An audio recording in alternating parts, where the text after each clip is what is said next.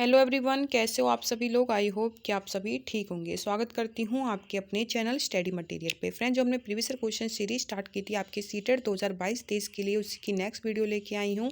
हम यहां पे लास्ट ईयर जो आपके पेपर कंडक्ट हुए थे सीटेट के 2021 में ऑनलाइन, उसी के यहाँ पे प्रीवियस ईयर क्वेश्चन सॉल्व कर रहे हैं, जो कि आपके लिए मोस्ट इंपॉर्टेंट रहेंगे पेपर से पहले सॉल्व करना। इससे आपको पैटर्न समझ में आएगा कि किस तरह के क्वेश्चन पूछे गए थे। अगर आपने अभी तक तैयारी नहीं की है या फिर कुछ भी सिलेबस आपने कवर नहीं किया है तो भी ये सीरीज़ फॉलो कर लेना, आपका एग्जाम 100% क्लियर हो जाएगा। क्योंकि प्रीवियस ईयर क्वेश्चंस आपके रिपीट भी होते हैं। इससे आपको चीज़ें समझ में आएंगी किस टाइप के क्वेश्चन पूछे जाते हैं, और यहाँ पे मैं आपको एक्सप्लेन भी करूँगी, कंसेप्ट भी क्लियर करूँगी, साथ में शिक्षण विधियाँ भी समझाऊंगी।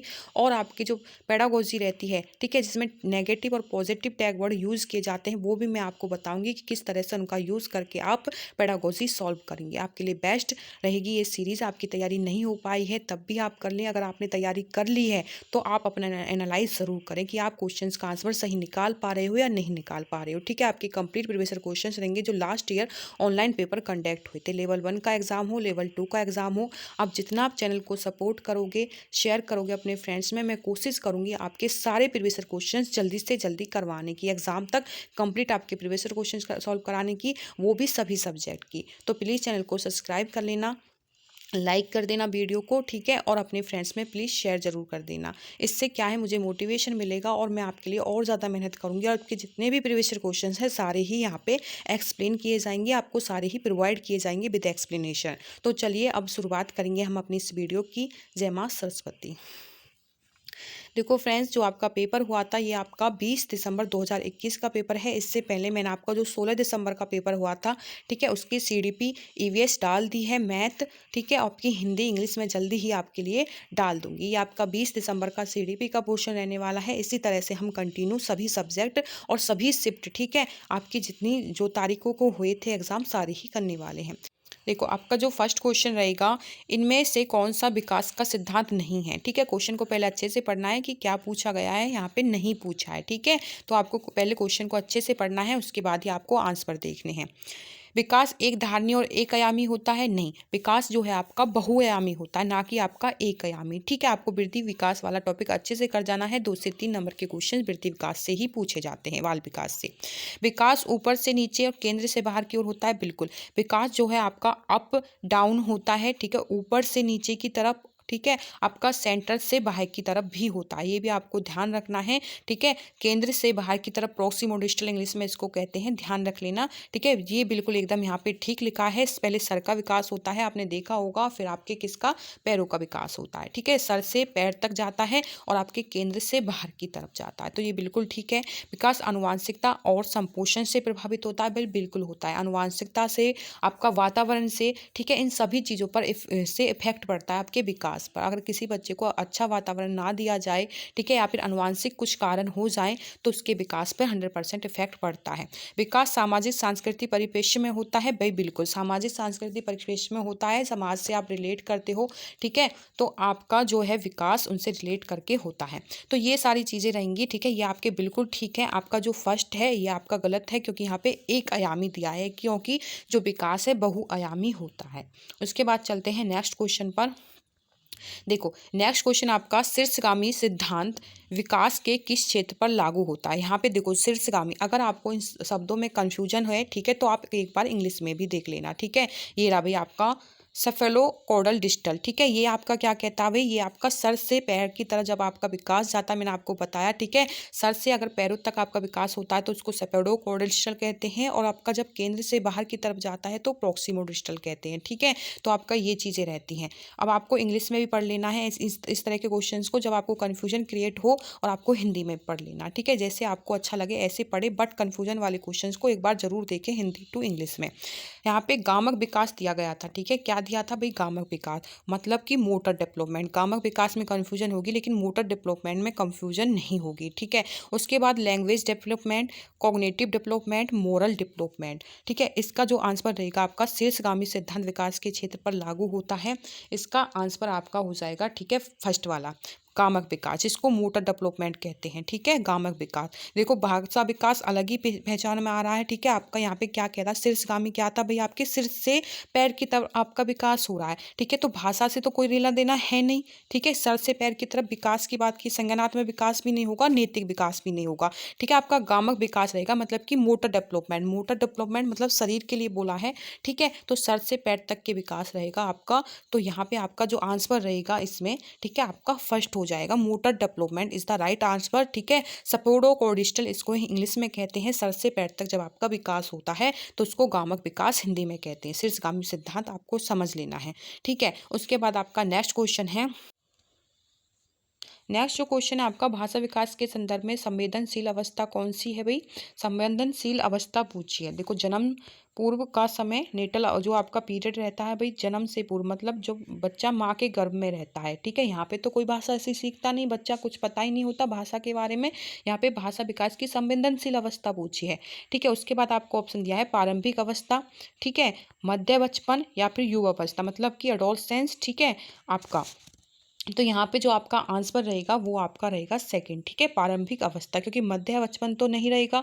ठीक है, मध्य बचपन इसलिए नहीं रहेगा क्योंकि देखो जो मध्य बचपन रहेगा उसमें तो बच्चा अच्छी खासी भाषा सीख जाएगा। ठीक है, यहाँ पे पूछिए संवेदनशील अवस्था, मतलब कि टूटी फूटी भाषा वो बोलता है। ठीक है, और मतलब कि उसको इतना परिपक्व नहीं है वो अपनी लैंग्वेज में, तो संवेदनशील उसकी भाषा रहेगी, तो वो प्रारंभिक अवस्था रहेगा। मतलब 2 से 7 वर्ष की एज में जो बच्चा रहेगा, ठीक है, वो इस अवस्था में आ जाएगा। ठीक है, तो आपका यहाँ पे जो आंसर रहेगा ऑप्शंस के अकॉर्डिंग प्रारंभिक अवस्था रहेगा, युवावस्था भी नहीं है, मध्य बचपन भी नहीं है, और जन्म से पूर्व का समय भी नहीं है, क्योंकि जब गर्भ में बच्चा है तो उसको भाषा से क्या लेना देना भाई। ठीक है, ऑप्शंस के अकॉर्डिंग आपका जो आंसर रहेगा प्रारंभिक अवस्था रहेगा। ठीक है, आपका अर्ली चाइल्ड पीरियड रहेगा। ठीक है, तो आपको ध्यान रख लेना इंग्लिश में अर्ली चाइल्ड पीरियड आपका राइट आंसर रहेगा। ठीक है, उसके बाद चलते हैं भाई आपका नेक्स्ट क्वेश्चन।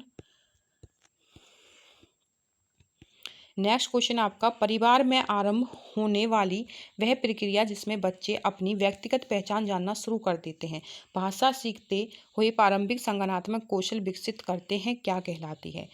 प्रारंभिक सामाजिकरण, द्वितीय सामाजिकरण, ठीक है, प्रचमन, अव्यक्त सामाजिकरण या फिर सक्रिय सामाजिकरण।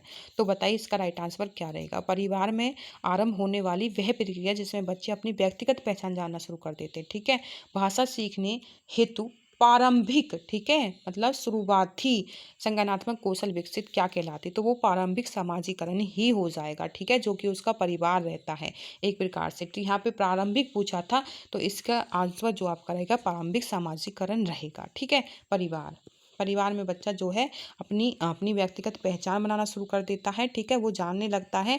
ठीक है, सारी चीज़ें वो समझने लगता है। तो आपका जो आंसर रहेगा फर्स्ट हो जाएगा। उसके बाद चलते हैं नेक्स्ट क्वेश्चन पर। लॉरेंस कॉल्बर्ट के सिद्धांत के अनुसार किस चरण पर नैतिक चिंतन शुरुआती सामाजिक परिप्रेक्ष्य पर आधारित होता है। Question number 5। तो इसका राइट आंसर बताइए, क्या दोगे आप। देखो, पूर्व पारंपरिक चरण, ठीक है, या फिर पारंपरिक चरण, या फिर उत्तर पारंपरिक चरण, दूरस्थ पारंपरिक चरण। जो नैतिक लॉरेंस कॉल्बर्ट थे, उन्होंने नैतिक विकास का सिद्धांत दिया था और उन्होंने 3 सतर बताए थे। स्टेज इनकी 6 थी, सतर इनके 3 थे। ठीक है, आपका पूर्व पारंपरिक चरण, पारंपरिक चरण, उत्तर पारंपरिक चरण, आप इंग्लिश में देख लीजिए, क्योंकि ये जो है मैं स्टेज हमेशा इंग्लिश में याद करती थी, क्या हिंदी में कन्फ्यूजन थी। ठीक है, प्री कन्वेंशनल, कन्वेंशनल और पोस्ट कन्वेंशनल। ठीक है, सबसे पहले आपकी प्री कन्वेंशनल आती है। ठीक है, 4 से 10 वर्ष, उसके बाद आपकी कन्वेंशनल आती है, उसके बाद पोस्ट कन्वेंशनल, मतलब कि जब बच्चा बिल्कुल बड़ा हो जाता है। ठीक है, तो ये आपकी 18 वर्ष से ऊपर रहती है आपकी पोस्ट कन्वेंशनल। 4 से 10 वर्ष आपकी प्री कन्वेंशनल रहती है, और 10 से 18 वर्ष के लगभग आपकी कन्वेंशनल स्टेज आती है। तो इस तरह से इनका टाइम पीरियड रहता है। और इसमें क्या है, आपका क्या कहा है भाई, इसके अनुसार किस चरण पर नैतिक चिंतन शुरुआती सामाजिक परिप्रेक्ष्य पर आधारित रहता है। तो जो सामाजिक परिप्रेक्ष्य पर आधारित रहता है वो रहता है भी पारंपरिक चरण। ठीक है, इसमें अगर स्टेज भी पूछी जाए तो सेकंड स्टेज रहती है। ठीक है, 3 सत्र रहते हैं, तीनों सत्र पे एक सत्र में 2 आपकी स्टेज रहती हैं, और ये आपका जो पारंपरिक चरण है, कन्वेंशनल जो स्टेज है, उसकी आपकी सेकंड स्टेज हो जाएगी। ठीक है, उसमें क्या रहेगा, जो बच्चा रहेगा उसमें जो नैतिक विचार, नैतिक धारणा रहेगी वो समाज के से रिलेट होकर रहेगी। मतलब समाज अगर ये कहता है कि ये सही है तो बच्चा भी ये समझेगा ये ही चीज़ सही है। ठीक है, तो इसमें ये रहता है। पियाजे के सैद्धांतिक दृष्टिकोण से नई सूचनाओं को अपने मौजूदा ज्ञान में शामिल करने को क्या कहते हैं। यहाँ पे देखो ये जो क्वेश्चंस चल रहे हैं ना, यहाँ पे आपकी अब जैसे लॉरेंस कॉल्वर का जो नेटिव विकास था उसमें वो स्टेज आ गई, ठीक है, आपकी फोर्थ वाली। इसी तरह से आपकी एक एक करके सारी स्टेज आपको देखने को मिल जाएंगी। मैं आपको सारी ही एक्सप्लेन कर दूंगी, ठीक है। अब मैं आपको एक साथ जो है एक्सप्लेन कर दूँ सारी चीज़ें, सारा टॉपिक, सारा कंसेप्ट एक ही क्वेश्चन पे, तो आप कंफ्यूज हो जाओगे, आपको चीज़ें नहीं याद रहेंगी। अब मैं ना वो आपको एक स्टेज अच्छे से समझा दी, ठीक है। कौन सी वाली समझा दी भैया आपको मैंने, ठीक है, आपको प्रारंभिक चरण वाली समझा दी, ठीक है, जो कि आपकी कन्वेंशनल स्टेज थी। इसी तरह से और आएंगी तो वो आपका 1 महीना पेपर चला था, मतलब हर एक चीज़ जो आपके सिलेबस में है, सीटेट के पेपर में है, वो सारी चीज़ यहाँ पे रिपीट हो जाएंगी, ठीक है, कुछ भी नहीं बचने वाला है। और एक बार नहीं कितनी बार आपके रिपीट होंगी, एकदम से माइंड में कंसेप्ट फिट बैठ जाएगा, शिक्षक विधियाँ भी बैठ जाएंगी, सब कुछ आपका बैठ जाएगा, ठीक है। अगर आप ये प्रीवियस क्वेश्चंस भी कर लेते हो ना भाई, तो आपका एग्जाम 100% आपका स्कोर रहेगा, ठीक है। मैं आपको ये गारंटी के साथ कहती हूँ 100% आपका स्कोर रहेगा। आपके लिए ये सीरीज बहुत ही ज़्यादा बेनिफिशियल होने वाली है। नेक्स्ट क्वेश्चन है पियाजे से मोस्ट इंपोर्टेंट टॉपिक है भाई, पियाजे का 100% पूछा जाता है। पियाजे के सैद्धांतिक दृष्टिकोण से नई सूचनाओं को अपने मौजूदा ज्ञान में शामिल करने को क्या कहते हैं। समायोजीकरण, सॉरी, समायोजन, सामाजिकरण, आत्मसातकरण या फिर संगठन। देखो जब आपके माइंड में पहले से ही कोई नॉलेज है, ठीक है, पहले से ही एक डाटा है, उस नॉलेज में आप कोई दूसरी सूचना, दूसरा कोई डाटा, ठीक है, मतलब कि आपको किसी सब्जेक्ट की नॉलेज है और आप किसी अन्य सब्जेक्ट को पढ़ रहे हो, तो उसमें क्या है, अन्य सब्जेक्ट को शामिल कर रहे हो, ठीक है, तो वो आपका आत्मसातकरण होता है, ठीक है। आपकी अगर कोई चीज़ है, आपको किसी चीज़ की नॉलेज है, ठीक है, आप क्या है और ज्ञान उसी में ऐड कर रहे हो, उसी चीज़ को आगे इम्प्रूव कर रहे हो, ठीक है। आपका पहला ज्ञान आपके नए ज्ञान को में जो है हेल्पफुल हो रहा है, ठीक है। जैसे कि आपका जो मैथ है, आपके साइंस सब्जेक्ट में भी आपकी मदद करता है। यहाँ पे जो आपका बीएड आपने की थी, तो बीएड का जो आपका सिलेबस था यहाँ सीटेट के पेपर में आपके काम आ रहा है, और जो यहाँ पे सीटेट आप करोगे, आपके जो नेक्स्ट पेपर रहेंगे उनमें भी आपको हेल्प मिल जाए। तो इसी तरह से आपका पहला ज्ञान आपके आगे आने वाले ज्ञान में इम्प्रूव कर रहा है, मदद कर रहा है, तो वो आपका आत्मसातकरण होता है। यही आपके पियाजे ने कहा था कि पियाजे के सैद्धांतिक दृष्टिकोण से नई सूचनाओं को अपने मौजूदा ज्ञान, जो आपके पास पहले से ज्ञान है, ठीक है, उसमें अन्य ज्ञान को शामिल करने की बात कही है, तो वो आत्मसातकरण होता है। क्या होता है, आत्मसातकरण होता है, ठीक है।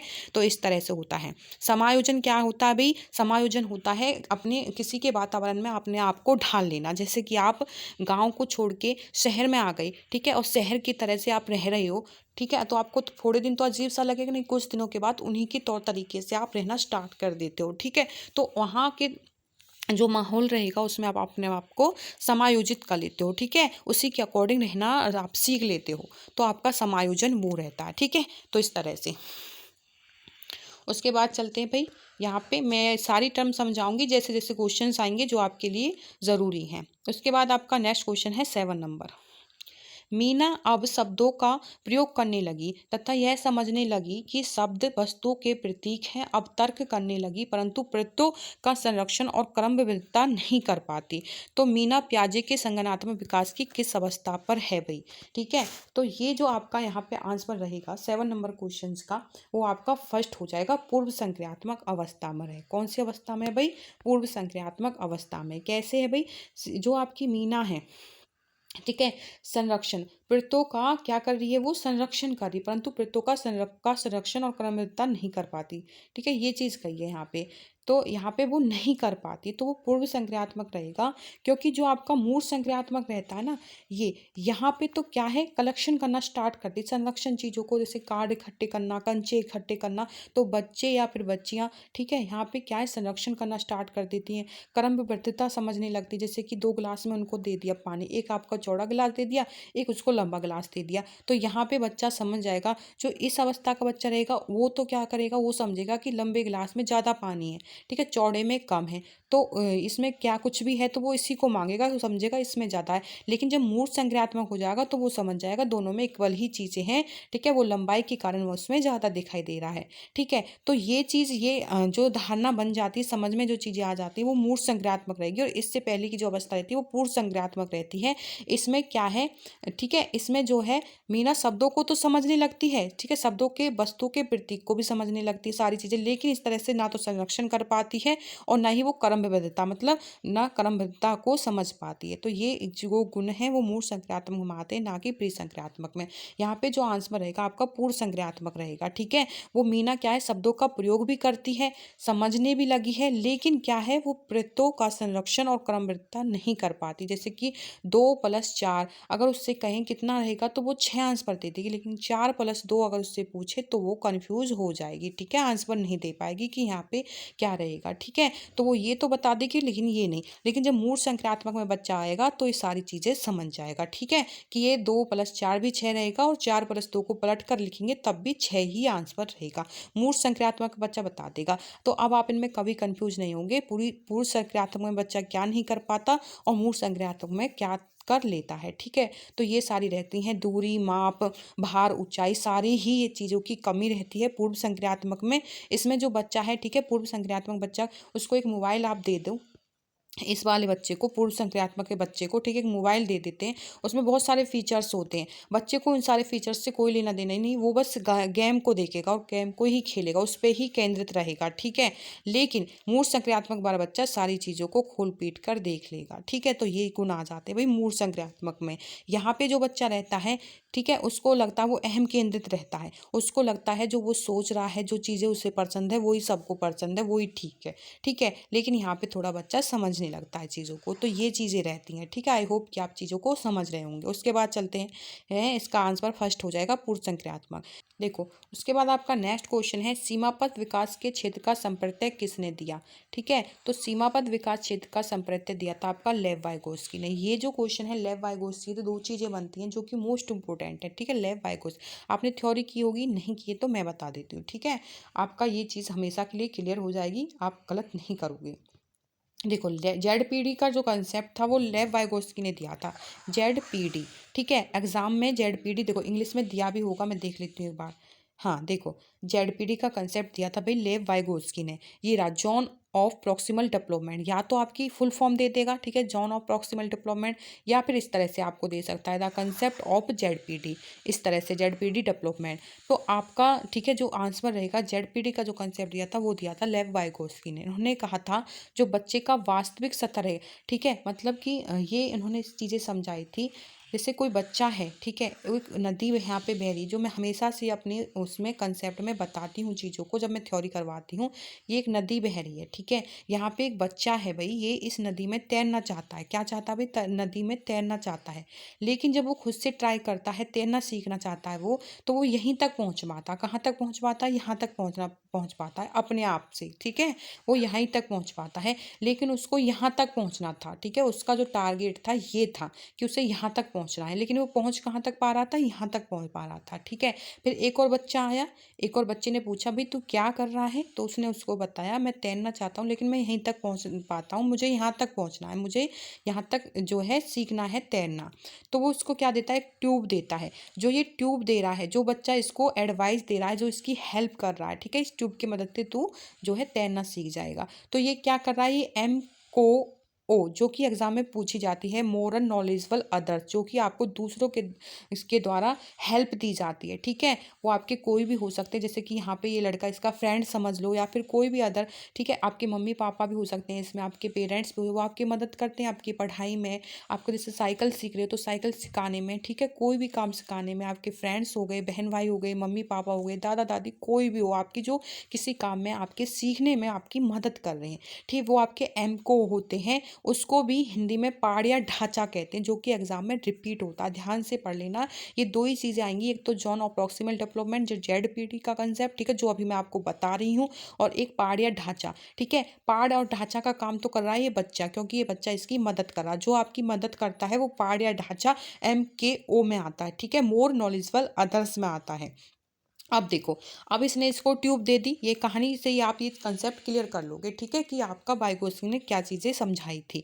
तो ये ट्यूब दे दी, इस ट्यूब के माध्यम से बच्चा, ठीक है, क्या कर रहा है, ना सिर्फ यहाँ तक, ना सिर्फ यहाँ तक ही, यहाँ तक तैर पा रहा है।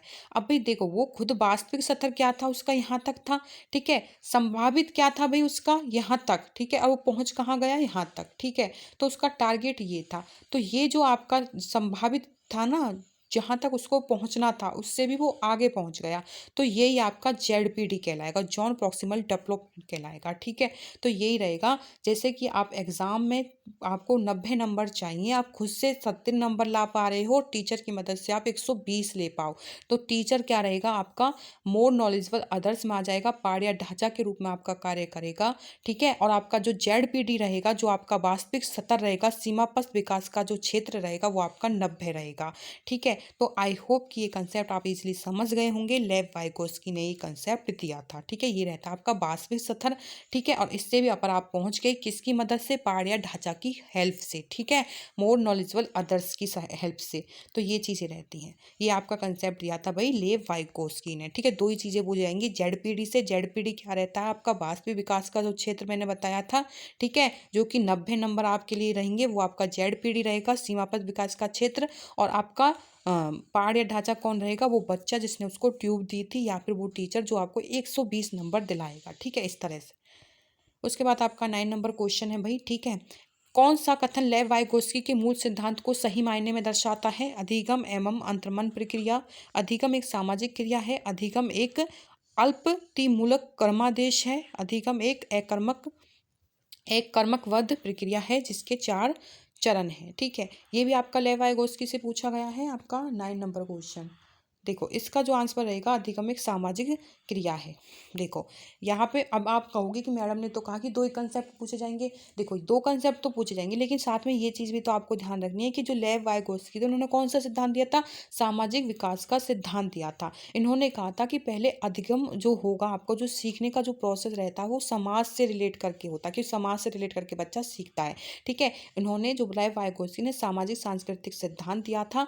अगर लेव वाइगोस्की का सिद्धांत जो है बहुत बार रिपीट होता है, आपको ध्यान रखना है। और यहाँ पे यही चीज़ दोहराइए कि कौन सा कथन लेव वाइगोस्की के मूल सिद्धांत को सही मायने में दर्शाता है। तो अधिगम एक सामाजिक क्रिया है। एक प्रकार से इस तरह से घुमा के पूछेगा। इन्होंने बताया था कि जो भी बच्चा कर सीखता है चीज़ों को, वो समाज से रिलेट करके ही सीखता है। पहले अधिगम होगा, फिर उसका जो है विकास होगा। तो यहाँ पे ये चीज़ कही थी लेव वाइगोस्की ने। ठीक है, तो आपको ध्यान रखना है क्या रहेगा भाई, अधिगम एक सामाजिक क्रिया रहेगी। उसके बाद नेक्स्ट क्वेश्चन है, प्रगतिशील कक्षा में कौन सा विकल्प सार्थक शिक्षण को बढ़ावा देने के लिए व्यक्तिगत अधिगम विधि का उदाहरण है। प्रगतिशील कक्षा में देखो, निरंतर व्यक्तिगत प्रतियोगिताओं का आयोजन या फिर मौखिक दंड का प्रयोग, एक रूपी मानकीकृत पाठ्यचर्या, केवल अधिगम का मूल्यांकन के स्थान पर अधिगम के लिए मूल्यांकन। अब देखो यहाँ पे मैं आपको जो है पेडागोजी सॉल्व करना सिखाऊंगी। क्या सिखाऊंगी, पेडागोजी की किस तरह से आपको आंसर निकालना है। एकदम से आप सटीक आंसर निकालोगे, आपका आंसर कभी गलत नहीं होगा। ठीक है, 10 नंबर ये क्वेश्चन है। देखो क्या है भाई, इसका जो आंसर रहेगा वो मैं बता दूं, आपका 4 रहेगा। अब आपने कहीं पे सुना होगा जो केवल रहता है, ठीक है, वो आपका नेगेटिव होता है। नेगेटिव तो होता है आपका, लेकिन यहाँ पे क्वेश्चन में भी केवल देके आपको फंसा देगा एग्जामिनर। ठीक है, जो कि आपका आंसर भी यहाँ पे केवल रहेगा ना, तो यहाँ पे नहीं पूछा है, लेकिन आंसर केवल वाला ही रहेगा। आपको देखो इंग्लिश में पढ़ो भाई, क्या कह रहा है, focusing on assessment for learning rather than only assessment of learning. ठीक है, असिसमेंट ऑफ लर्निंग वो होता है जो आपका लर्निंग जो प्रोसेस रहता है, जो सीखने का, जब जैसे कि मैं आपको अब सिखा रही हूँ। ठीक है, मैं आपको सिखा रही हूँ, अगर मैं आपको अभी कोई क्वेश्चन करने लगूँ, ठीक है, मतलब मैं ये देखूँ कि आपको कितनी चीज़ें समझ में आई हैं या नहीं आई हैं, आपका मूल्यांकन अभी मैं करने लगूँ साथ में पढ़ाई के दौरान, तो वो तो होता भी आपका असिसमेंट फॉर लर्निंग मतलब सीखने के दौरान आपका असिसमेंट हो रहा है। ठीक है, मूल्यांकन हो रहा है। अगर मैं आपका ये पूरा टॉपिक खत्म होने के बाद, ठीक है, आपका लूँ, तो वो असिसमेंट ऑफ लर्निंग होगा, मतलब कि टॉपिक खत्म होने के एंड में। ठीक है, दौरान अगर कोई कार्य कर रही हूँ तो वो तो होता है आपका फॉर लर्निंग, और खत्म होने के एंड में कर रही हूँ तो वो रहेगा आपका ऑफ लर्निंग। ठीक है, और यहाँ पे क्वेश्चन पूछा गया था कि एक प्रगतिशील कक्षा में कौन सा विकल्प सार्थक शिक्षण को बढ़ावा देने के लिए व्यक्तिगत अधिगम विधि का उदाहरण है। ठीक है, व्यक्तिगत अधिगम विधि का उदाहरण है। तो अधिगम का मूल्यांकन के स्थान पर अधिगम के लिए मूल्यांकन पर बल देना, मतलब कि जो आपका असिसमेंट फॉर लर्निंग है वो ज़्यादा बेटर रहेगा असिसमेंट ऑफ लर्निंग के, क्योंकि अब मैं साथ ही साथ आपकी चीज़ों को क्लियर करते हुए चलूँगा। आपका कोई जैसे कि अब तो मैं नहीं कर सकती, मैं तो ऑनलाइन आपको पढ़ा रही हूँ। ठीक है, तो लेकिन अगर आप मेरे सामने रहते तो मैं आपसे क्वेश्चन पूछती, आप आंसर देते तो ठीक है, अगर आप नहीं दे पाते तो मैं साथ के साथ उन चीज़ों को क्लियर करते हुए चलती, तो कितना अच्छा रहता ना, वो वहीं की वहीं वो डाउट क्लियर हो जाते। तो यहाँ पे यही चीज़ चीज़ है कि जो आपका असेसमेंट फॉर लर्निंग है वो आपका बेटर रहेगा असेसमेंट ऑफ लर्निंग पे, ठीक है। तो साथ के साथ मूल्यांकन ज़्यादा अच्छा रहता है। तो यहाँ पे ये आपका आंसर बिल्कुल ठीक हो जाएगा। अधिगम का मूल्यांकन के स्थान पर अधिगम के लिए मूल्यांकन होना चाहिए, ठीक है।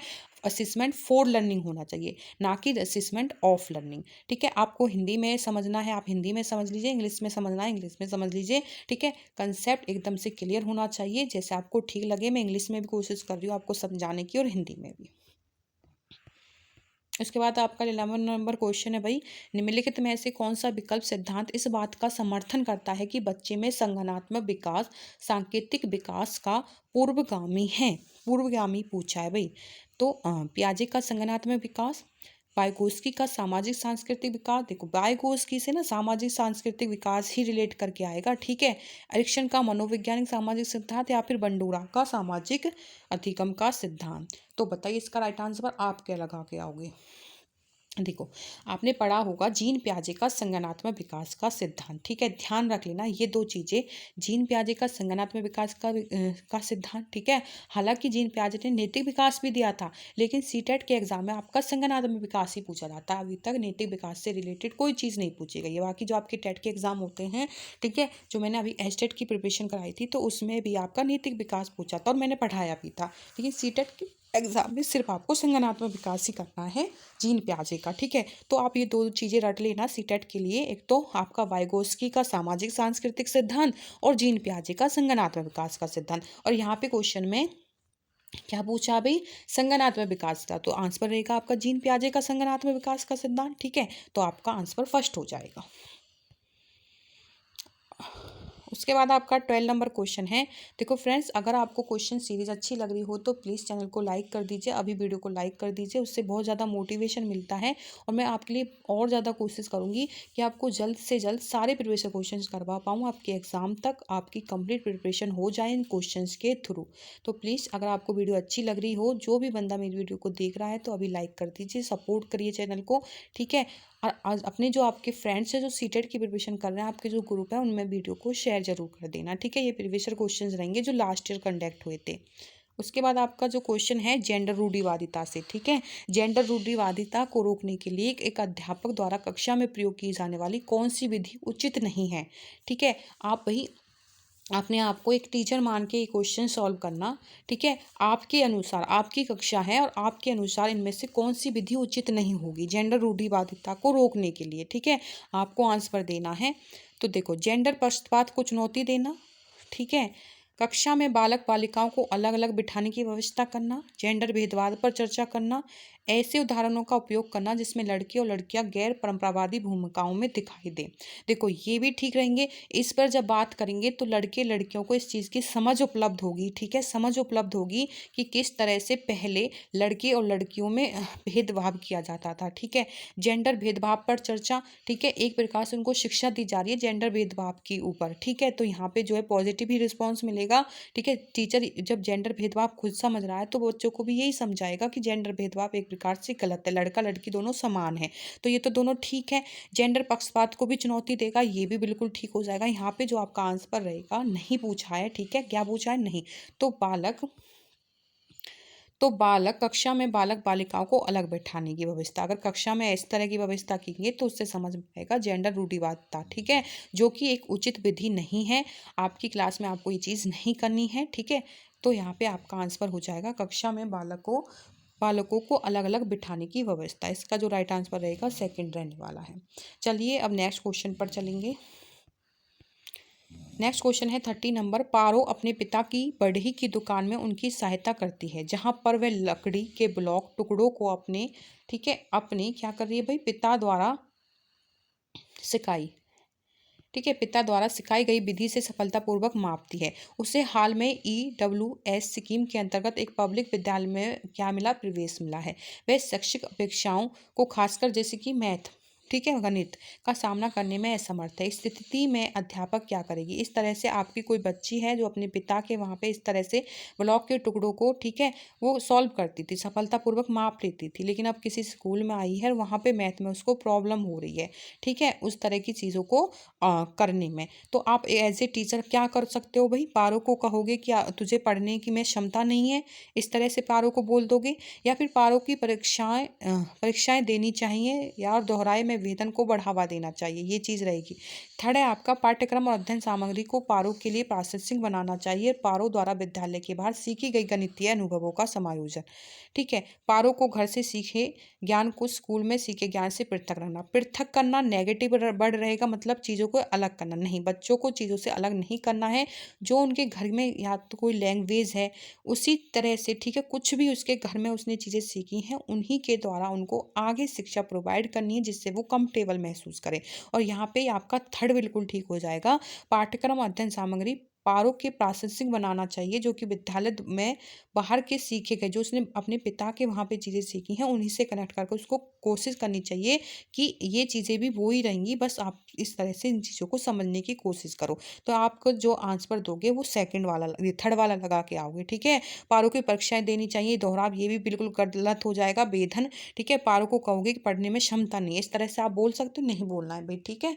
तो कोशिश करनी है, कोई भी बच्चा या फिर कोई भी इंसान पेट में से कुछ भी सीख के नहीं आता, ठीक है, सब सीख सकते हैं, ठीक है। और एज ए टीचर आपको ये चीज़ें पॉजिटिविटी बच्चों में लानी है, ठीक है, और ये चीज़ें आपको करके दिखानी है। जब आप टीचर बन जाएं तो आपको यही जो है अपनी इन्हीं रूल्स के साथ आपको बच्चों को शिक्षा देनी है और उनके अंदर पॉजिटिविटी मोटिवेशन अंदर से आपको जागृत करना है।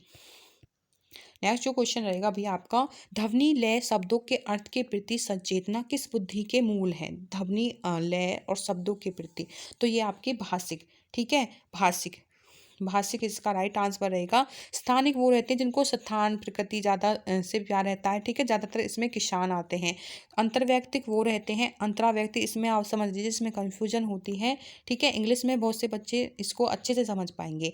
इंटरपर्सनल और इंट्रापर्सनल, इंटरपर्सनल जो अपने आप से इंटरेक्ट करते हैं, अपने आप में खोए रहते हैं, ठीक है, फर्स्ट वाला रहेगा। जो अपने आप में खोए रहते हैं, अपने आप को जानने की इच्छा रखते हैं वो। इंट्रापर्सनल जो दूसरों से इंटरेक्ट करते हैं, ठीक है, तो वो रहेंगे आपके इंट्रापर्सनल। तो इस तरह से आपको समझनी है, जो दूसरों से इंटरेक्ट करते हैं जैसे कि नेता हो गए, ठीक है, इसमें इस तरह से तो आपके आ जाएंगे, ठीक है, इंट्रापर्सनल। इंटरपर्सनल खुद से अपने अंतर संवेदित होते हैं, अपने आप में खोए रहते हैं, अमिलनसार होते हैं। आपका एक क्वेश्चन है, एक सामाजिक संरचनात्मक कक्षा में कौन सी आकलन विधि अधिक उपयुक्त रहेगी? तो आपकी जो कक्षा है, ठीक है, सामाजिक संरचनात्मक कक्षा, ठीक है, में कौन सी आकलन विधि बतानी है, कौन सी आपके लिए उपयुक्त रहेगी? सहयोगी प्रायोजित कार्य, एक शब्दोत्तर वाले वस्तुपरक परीक्षण, मानक परीक्षण, मात्र समरण पर आधारित परीक्षण, ठीक है। तो यहाँ पे देखो मात्र समरण ये भी गलत है, समरण रटना, ठीक है, इस तरह की प्रणाली नहीं होनी चाहिए। मानक वो होता है जो एक रूल से बंधा हो कि ये पैटर्न इस तरह से ही चलेगा या फिर इस तरह से ही चलेगा, ठीक है, बाकी इस पर कोई चीज़ अप्लाई नहीं होगी। तो मानक भी नहीं होना चाहिए। एक शब्दोत्तर वाले वस्तुपरक प्रश्न, ठीक है, मतलब कि एक क्वेश्चन है और उसका एक आंसर है, तो इस तरह का भी नहीं होना चाहिए, ठीक है। आपका संयोजिक होना चाहिए, मतलब कि आपका जो है सामाजिक संरचनात्मक पूछा ना कक्षा में आकलन, तो सहयोगी होना चाहिए, एक दूसरे के प्रति सहयोग होके चीज़ों को सीखते हुए होना चाहिए आपका क्लास का वातावरण। नेक्स्ट क्वेश्चन है आपका, सतत एवं व्यापक मूल्यांकन में सतत से क्या अभिप्राय है? ठीक है, सतत एवं व्यापक मूल्यांकन इंग्लिश में देखो भाई, continuational aspect and continuational and comparison evolution implies, ठीक है। तो ये रहेगा आपका सतत एवं व्यापक मूल्यांकन।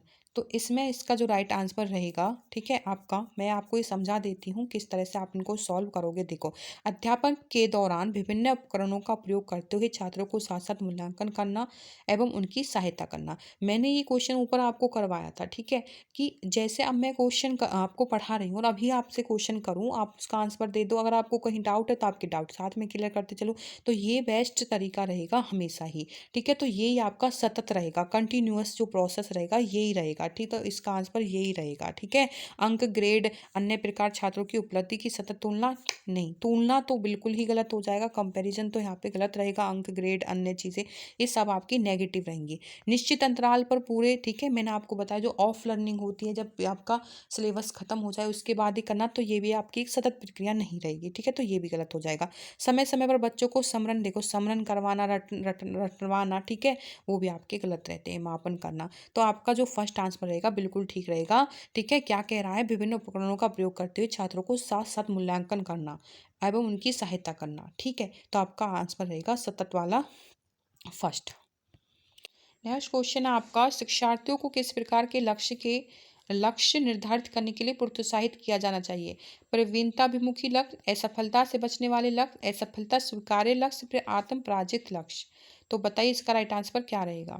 देखो, शिक्षार्थियों को जो है लक्ष्य निर्धारित करने के लिए आपको हमेशा प्रवीणता अभिमुखी लक्ष्य, ठीक है, ये आपका राइट आंसर रहेगा। अब आप खुद ही सोचिए यहाँ पे, फेलियर, क्या आपका लक्ष्य फेलियर ओरिएंटेड होना चाहिए? बिल्कुल नहीं। फेलियर एक्सेप्टिंग होना चाहिए? बिल्कुल नहीं। सेल्फ डिफेटिंग होना चाहिए? बिल्कुल नहीं होना चाहिए। ठीक है, आपका फर्स्ट वाला हमेशा सही रहेगा, मास्टरी ओरिएंटेड होना चाहिए। ठीक है, प्रवीणता अभिमुखी लक्ष्य होना चाहिए। उसके बाद चलते हैं, आपका नेक्स्ट जो क्वेश्चन रहेगा 18 नंबर। ठीक है, निम्न में से कौन सा, सॉरी क्या हुआ भाई, हाँ, निम्न में से कौन सा समावेश का नियम है? विभेदन, भेदभाव, मानकीकृत अनुदेशन, व्यक्तिगत विभिन्नताओं को स्वीकार करना, या फिर पृथक्करण नामांकित करना। तो बताइए आप 18 नंबर का क्या आंसर दोगे? निम्न में से समावेशन का नियम, समावेशन का नियम बताना है भैया आपको। देखो, इसका जो आंसर रहेगा आपका हो जाएगा भाई थर्ड। ठीक है, व्यक्तिगत विभिन्नताओं को स्वीकार करना, ये आपका समावेशन का नियम रहेगा। जो आप बच्चे में हो या बड़े में, कोई भी जो विभिन्नताएं हैं उनको स्वीकार करना, ठीक है, समावेशन रहेगा। उन चीज़ों में समावेशन कर पाएगा जब टीचर हो या फिर कोई बच्चा हो, सारी व्यक्तिगत विभिन्नताओं का समावेशन कर ले। भेदभाव करना गलत रहेगा, मानकीकृत अनुदेशन भी गलत रहेगा, पृथक करना मतलब अलग करना, ये भी गलत रहेगा। यहाँ पे जो पॉजिटिव आंसर रहेगा, व्यक्तिगत विभिन्नताओं को स्वीकार करना। ठीक है, जो एक ही व्यक्ति में हो या फिर अलग अलग व्यक्तियों में हो, जो विभिन्नताएं हैं उनको स्वीकार करना अच्छा समायोजन का उदाहरण रहेगा। 19 नंबर क्वेश्चन है, एक बच्चा जो आंशिक रूप से देख सकता है उसे घर पर शिक्षा प्राप्त करने के लिए प्रेरित करना। ठीक है, जो आंशिक रूप से देख सकता है भाई, ठीक है, उसके लिए कह रहा है उसे एक अलग स्थान में रखने की जरूरत है। देखो, नहीं, घर पर शिक्षा प्राप्त करने के लिए प्रेरित क्यों करना भाई, जब वो आंशिक रूप से देख सकता है? उसे एक अलग स्थान नहीं देना है, समावेशी प्रावधानों का पालन करने के लिए नियमित स्कूल भेजना। ठीक है, जो समावेशी प्रावधान है उनका पालन करके नियमित स्कूल भेजोगे, बिना किसी विशेष प्रावधान वाले स्कूल में डाल देना, ये भी गलत हो जाएगा। ठीक है, बिना किसी प्रावधान, तो ये भी गलत हो जाएगा। ठीक है, स्थितियों से जूझने की क्षमता विकसित करना, ये गलत है। यहाँ पे जो आपका राइट आंसर रहेगा थर्ड रहेगा। ठीक है, नियमित स्कूल जाना, समावेशी प्रावधानों का पालन करना। नेक्स्ट क्वेश्चन है भैया आपका, निम्नलिखित में से कौन सी शिक्षा प्रणाली कक्षा सृजनात्मकता में आपकी सहायक होगी? इनमें से बताना है कौन सी शिक्षा प्रणाली सृजनात्मकता में सहायक होगी। कल्पनाशील उत्तरों को स्वीकारना, विचार मंथन पर बल देना, अविचारी चिंतन पर बल देना, असहमति के प्रति सहनशीलता। देखो, यहाँ पे आपका जो राइट आंसर रहेगा, कल्पनाशील उत्तरों को स्वीकारना, ठीक है, ये आपका फर्स्ट वाला राइट रहेगा। विचार मंथन पर बल देना, ये भी बिल्कुल ठीक है। ठीक है, असहमति के प्रति सहनशीलता, ये भी ठीक है। अवसारी चिंतन जो है आपका यहाँ पे नहीं रहेगा। ठीक है, तो अवसारी चिंतन नहीं रहेगा। फर्स्ट, सेकंड और फोर्थ कौन से में भाई? फर्स्ट, सेकंड और फोर्थ में। ठीक है, तो आपका आंसर रहेगा यहाँ पे फोर्थ। अब मैं आपको बता दूं, अभिसारी और अपचारी चिंतन, अभिसारी चिंतन रहेगा जो किसी एक ही पॉइंट पर आधारित हो, जिसका कोई क्वेश्चन ही ले ली जिसका सिर्फ एक ही आंसर रहे। अपसारी चिंतन रहेगा बहुत सारी, जिसमें आपकी बहुत सारी थिंकिंग हो सकती है, आपका विचार हो सकते हैं। ठीक है, जैसे आपसे किसी चीज़ पे पूछ लिया जाए, एक टॉपिक पे, कि उस जगह का वर्णन कीजिए। यहाँ पे वो जैसे आदिवासी लोग हैं तो वो किस तरह से क्या खाते हैं, उनका पहनावा किस तरह से होता, किस तरह से अपना जीवन जीते होंगे, क्या उनकी व्यवस्था रहती होगी, इस तरह से तो बच्चे बहुत सारी चीज़ें सोचेंगे उनके बारे में। तो एक प्रकार से एक क्वेश्चन के बहुत सारे आप आंसर लगा दो, बहुत सारे आप चिंतन करो, सोच विचारो, तो वो तो होता है आपका अपसारी। ठीक है, अभिसारी में एक क्वेश्चन रहेगा, जैसे एक क्वेश्चन मैं आपको पूछ लूँ कि आपका सीटेट का एग्जाम कौन सी तारीख को, आपको एक तारीख आपकी फिक्स है, उसका आप आंसर दे दो। तो उसमें क्या है, सिर्फ आप डायरेक्ट आंसर दे दोगे तो उसमें एक आपका क्वेश्चन रहेगा, एक आंसर रहेगा। तो वो तो रहेगा अविसारी चिंतन, वो यहाँ पे नहीं करना है, ठीक है। कल्पनाशील उत्तरों को स्वीकारना ठीक है, विचार मंथन पर बल देना ये भी ठीक है, असहमति के प्रति सहनशीलता ये भी ठीक रहेगा। यहाँ पे आपका अविसारी चिंतन नहीं रहेगा, और ये आपका फोर्थ में है ये तीनों, तो ये आपका फोर्थ ठीक रहेगा। देखो, नेक्स्ट क्वेश्चन है भाई आपका, एक स्वर चिंतन आत्म विभो वाले छात्र को आयोजित सत्र, ठीक है, कि सामूहिक क्रियाकलापों को करने में कठिनाइयों का सामना करने की सहायता के लिए निम्नलिखित में से कौन सी विधि समावेशी दृष्टिकोण के अनुरूप नहीं है। सामूहिक कार्य के दौरान उपयुक्त प्रत्यक्ष लिखित सामग्री देना, बच्चे को कम शोर वाले विश्रांत वातावरण युग्मों में कार्य करने की अनुमति देना, बच्चे को विशिष्ट स्कूल में भेजना, सामान्य कक्षा के प्रतिकारी ट्यूटर की मदद लेना। तो इसका जो आपका आंसर रहेगा वो रहेगा बच्चे को विशिष्ट स्कूल में भेजना। क्यों? क्योंकि यहाँ पे नहीं पूछा था, ठीक है। आपको नहीं पे जरूर ध्यान देना, भाई नहीं आपका क्वेश्चन गलत करा देता है। देखो, यहाँ पे आपका बच्चे को विशिष्ट स्कूल में भेजना एक गलत हो जाएगा। क्यों भाई विशिष्ट स्कूल में क्यों भेजना है, ठीक है, ऐसा कुछ यहाँ पे है ही नहीं मेंशन। सामूहिक कार्य के दौरान उपयुक्त प्रत्यक्ष और लिखित सामग्री देना बिल्कुल ठीक है, ठीक है, सामूहिक कार्य के दौरान दे सकते हैं। बच्चे को कम शोर वाले विशाल वातावरण युग्मों को कार्य की अनुमति देना, ठीक है, उसको अनुमति आप दे सकते हो, ठीक है, ये भी रहेगा। सामान्य कक्षा में प्रतिकारी ट्यूटर की मदद भी लेना, ये भी ठीक रहेगा, ठीक है। तो यहाँ पे विशिष्ट स्कूल में भेजना नहीं होगा, और भी ऑप्शंस आपके निकल सकते हैं आंसर, ठीक है, कि ऐसा ही नहीं है कि उसको किसी विशिष्ट स्कूल में भेज दे जहाँ पे वो डिस्टर्ब ना हो पाए, ठीक है। तो आपके बाकी ठीक ठीक रहेंगे, यहाँ पे नहीं पूछा था तो आपका थर्ड हो जाएगा, ठीक है।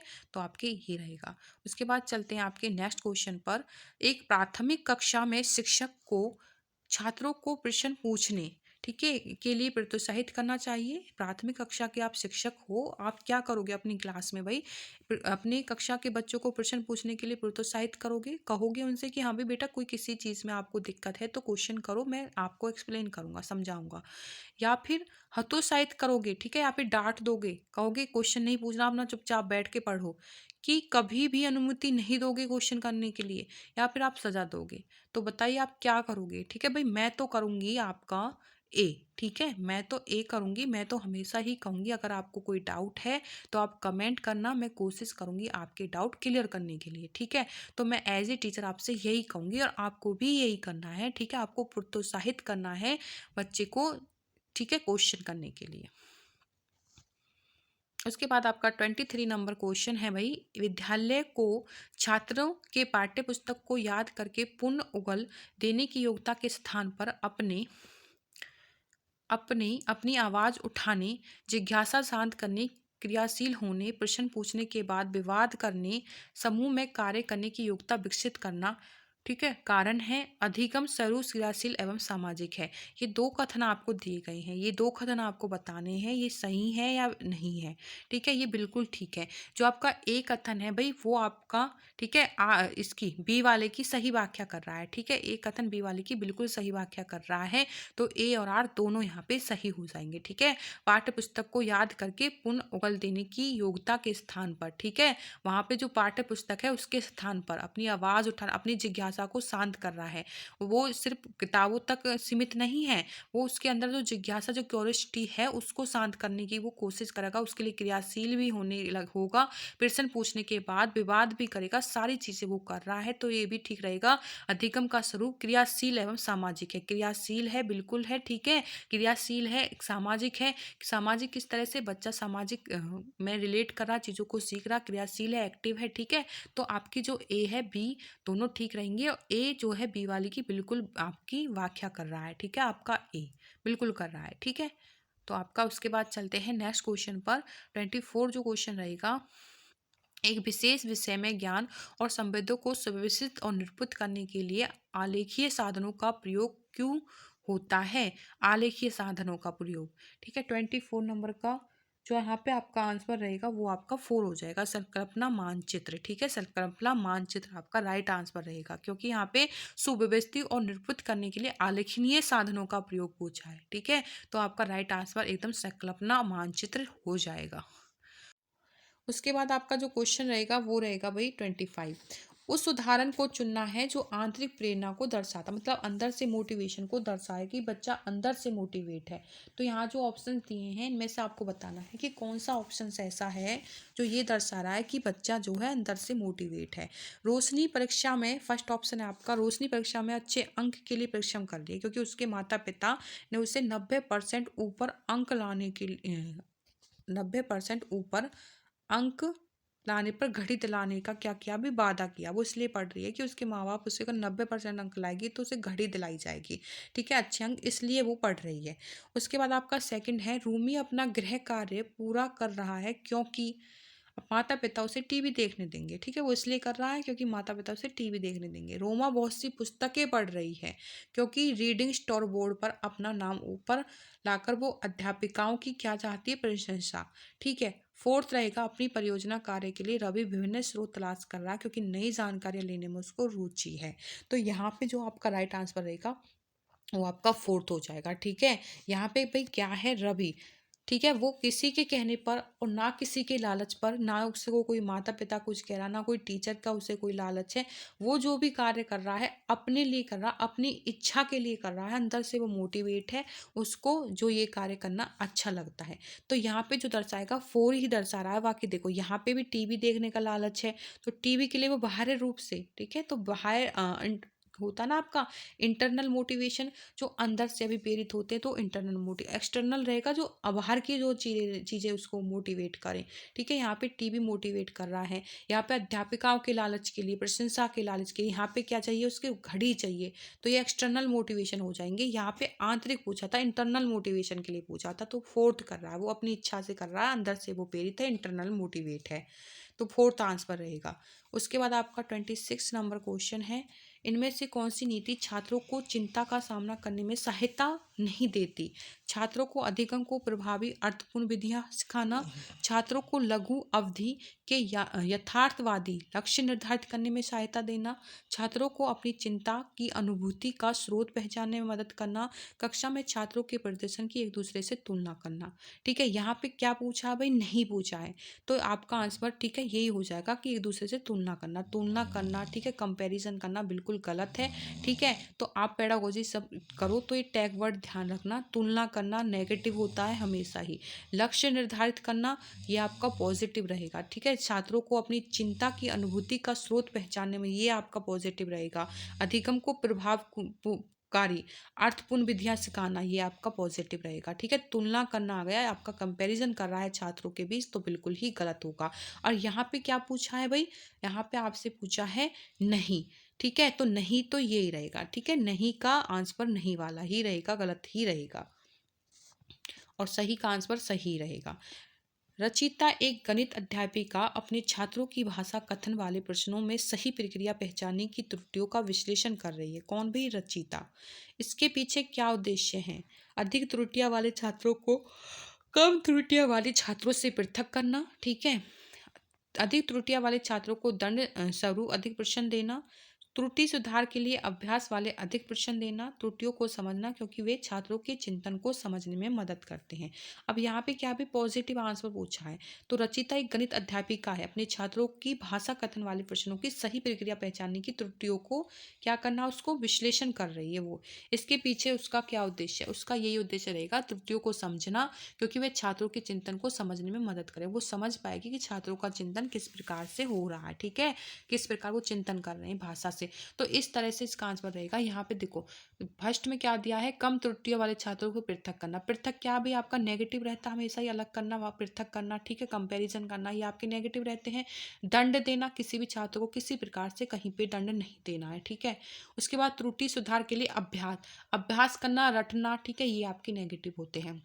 त्रुटियों को समझना अंडरस्टैंड बेस्ड जो चीज़ें रहेंगी वो हमेशा ही पॉजिटिव में आएंगी। ठीक है, चिंतन को समझने में मदद करना, तो बिल्कुल आंसर रहेगा fourth.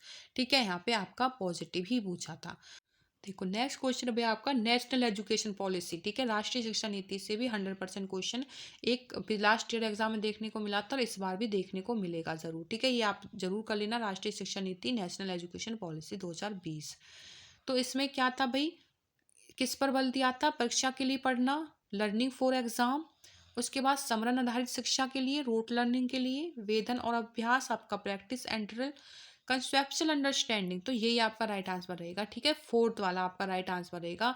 Learning for exam, exams के लिए लर्न करना, चीज़ों को सीखना, ये तो आपका बिल्कुल गलत हो जाएगा। ठीक है, सीखना तो भाई सब चीज़ों के लिए ही, ऐसा थोड़ी ना बस एग्जाम के लिए चीज़ें सीखनी, नहीं। रोट लर्निंग भी आपका गलत रहेगा। रोट लर्निंग, समरण करना, रटना, ये सारी चीज़ें नेगेटिव रहेंगी। प्रैक्टिस एंड ड्रिल भी आपका यहाँ पे नहीं था।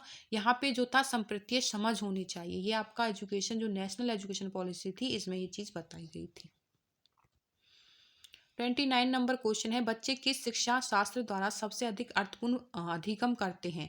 व्याख्यान और प्रत्यक्ष अनुदेशन द्वारा, पुनरावृत्त यंत्रवत अभ्यास, जब वे कार्य और क्रियाकलापों की क्रियाशीलता से भाग लेते हैं, कार्य को पूर्ण करने में विभिन्न चरणों पर उपयुक्त इनाम दिए जाते हैं।